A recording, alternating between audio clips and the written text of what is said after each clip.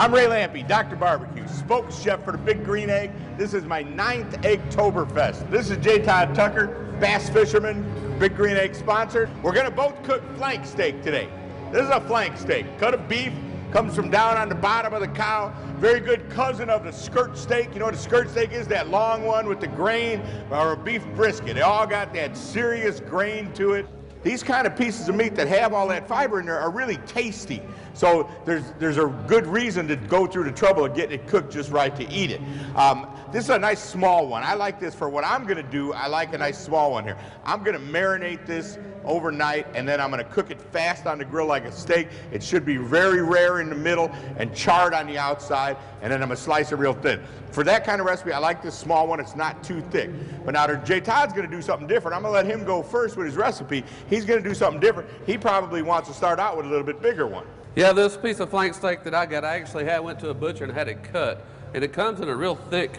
It's the flank part of the cows where it is on the side, so it's a thick, long piece of meat. And he actually went in and trimmed it up for me and butterflied it. He cut it in half so I get a nice thin layer. And this piece here is extremely tender, and if you'll notice, it has a grain in it. So one of the key things with this meat, when you roll it up, you want to roll it vertically with the grain. So when you slice it, you slice against the grain, and it's more tender. So what I'm going to do is I prepared a stuffing. I went ahead and prepared this before I got here. And I've done it before in a Dutch oven on the Big Green Egg. That works too. If you got a Dutch oven, you take sausage, ground sausage. I use Jimmy Dean's regular ground sausage, celery, green peppers, and onions. And then I put the Cosmic Cow seasoning in on top of that, and I saute it. Once it's browned, drain it. Take 1 pint of whipped cream cheese, put inside, and let that sausage cool off a little bit. The reason is the whipped cream cheese, if you put it on top of the hot sausage, it gets a little liquidy. So you want to let it, you want it to look like that. You want it to have some substance to it. Now what I did with the flank steak, I also marinated it as well in some lemon juice. I just took a fresh lemon and cut it, and that serves as the meat tenderizer. So do that for an hour and a half before you cook flank steak, and it'll help out on the tender part of it. Don't worry about getting too close to the edge with this, because it's going to melt and it's going to run out, some of it on the edge. Just put it right down the center. And if it's thicker on this side, always roll up the thin side first, because that's going to be the thinnest part of your meat. If it's inside, it won't take so long to cook. And just roll it up. Sir, you look to be familiar with this process. Now, I didn't get that one. take your string, go ahead and cut your string prior, get one in the center, and then what we want to do is tie it. You'll notice that end, I've squeezed that out, and that's what you want to do. You want to tie it up just as tight as you can on the ends. All right, well, you're just going to season that up, and how are you going to cook it? We're going to put it on the egg with the place setter. The reason for the place setter is because it's a thicker piece of meat, and we want to cook it slower. We're going to cook it at 350 degrees until it's medium rare. We want it to be medium rare if we can. That's the main thing. 145 degrees. Yeah, a little less, maybe 135. Maybe 135, because it's going to continue to cook after you pull it off. And you'd like for this piece of meat to rest for a little while, because the cream cheese that's in there, it gets its consistency back like this, and when you slice it, it doesn't just go everywhere. So if it's hot, when you slice it, it's not quite as pretty. All right, so what I'm going to do with mine's a little bit different now. I've got this smaller one, and I'm going to cook it hot and fast. First thing I'm going to do is score it a little bit with a sharp knife, just with the tip. You don't want to cut down into the meat. You just want to make a little groove. If you got a sharp knife, it doesn't take much. But you'll see all these cuts when it's done. You can't really see them too much now, but when it's cooked, you'll see them on there. All that's going to do is give you a little more surface to help the meat, the marinade get in there, and help tenderize it a little bit. You need all these little tricks to help tenderize this piece of meat, because it's very tough. But it's delicious because of that. All right, if there was any extra fat or silver skin on here, I'd trim it off. This one looks just fine.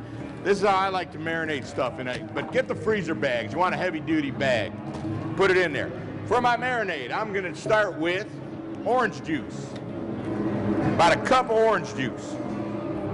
I'm from Florida. They like me to use orange juice. Soy sauce. About one cup to 1/4 cup of soy sauce. Soy sauce, strong, powerful, salty ingredient. Black pepper, about a half a teaspoon. Don't be afraid to go a little heavy. This is a marinade. It needs to be big flavor, big bold flavor. A little extra pepper, that's not gonna make me mad. Garlic, fresh garlic. Don't buy that garlic that's all broke up in the little jar. See how hard that was? You can do that too. Chop it up. Fresh garlic in there. Mix it together. I like to put this on my flank steak 24 hours ahead of time. The orange juice will help break it down. The acid in the orange juice will help tenderize this steak. Now, it's not magic. Don't think a little bit of citrus juice is gonna tenderize a badass steak like this flank steak. But it'll help. All these little things help a little bit. 24 hours in the cooler, refrigerate. See how it looks different? You can see the orange juice has had an effect on it. I'm gonna dry it off. When you want something to brown, make it dry. Wet stuff does not brown very well. So if you dry it off, it'll brown better. It's a good advice. Dizzy dust. Down and dizzy. I'm gonna put this on the flank steak. One of the things I like about these ingredients, these rubs, is they're not real salty. You can always add a little salt. Salt's cheap, salt's easy, everybody's got it around. But I wanted to marinate that steak with some soy sauce. If this rub was too salty, I couldn't use them together. In this case, I can.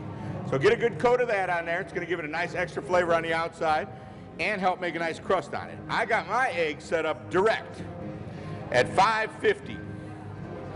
I don't cook steaks a whole lot hotter than that. I got a good load of charcoal. My grill is 550. It's gonna be plenty hot to cook this steak. I'm thinking about 2 to 3 minutes per side for this. That's all I need, and I'm gonna want it to rest as well.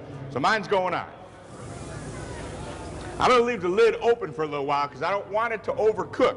I want to get a good sear on it. If I close that lid, it'll start cooking from the top too. So always keep an eye on it though. If you're gonna try to do this, cook a little bit with your lid open, don't walk away.